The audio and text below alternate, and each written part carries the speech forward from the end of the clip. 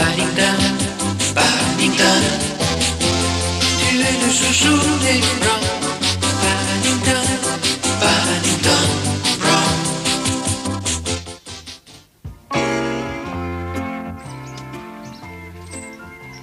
Ce jour-là, Paddington s'était acheté un vieil appareil photo au marché aux puces.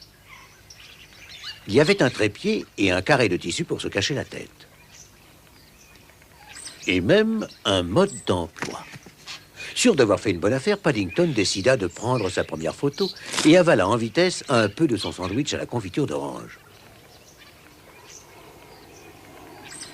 Dans le mode d'emploi, il trouva un chapitre sur la prise de vue directe.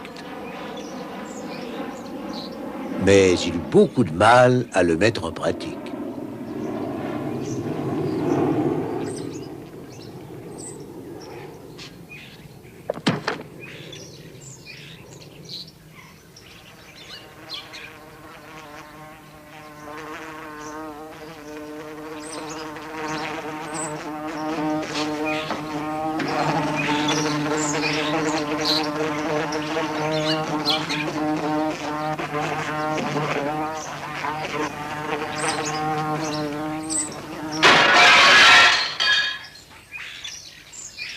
Il décida finalement de se simplifier la vie et de prendre une photo de famille. J'espère que ce ne sera pas trop long, je commence à avoir une crampe. Je ne bougerais pas si j'étais à ta place. On n'aurait pas fini de l'entendre, il n'a qu'une seule plaque. Et moi, je n'ai qu'une seule jambe. Tais-toi, Henri, je crois qu'il prépare quelque chose. Je vais me servir de ce bout de ficelle pour mesurer la distance comme le conseille le mode d'emploi. Si je ne prends pas de mesure exacte, je ne saurai pas à quelle distance vous êtes. Et la photo risque d'être floue. Mieux vaut une photo floue qu'une oreille en moins. Ah, tu fais mal. J'ai toujours du mal à défaire mes nœuds coulants.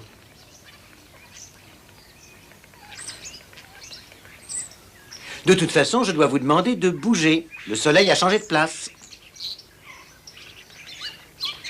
Paddington, si l'un de nous prenait la photo, tu pourrais être dessus.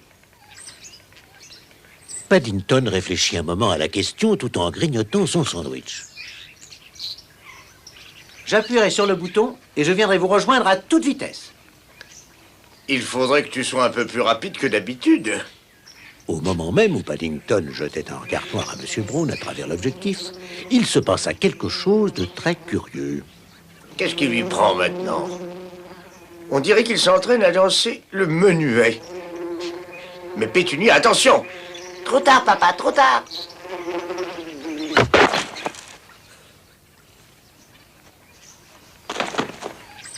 Tu t'es fait mal, Paddington? Non, ça va, Madame Brown. Mais j'ai appuyé sur le bouton sans le vouloir à cause de ce bourdon qui continue à me poursuivre. Je crois qu'il est attiré par mon sandwich à la confiture d'orange. Mieux vaut le finir avant d'avoir d'autres problèmes.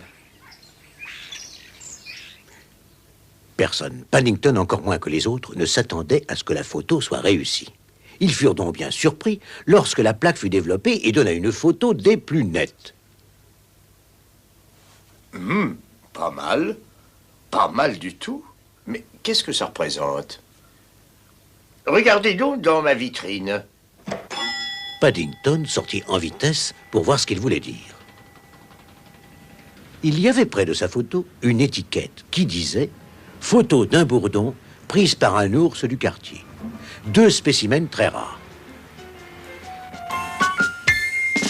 Paddington, Paddington, ils t'ont trouvé par hasard un beau jour dans une gare.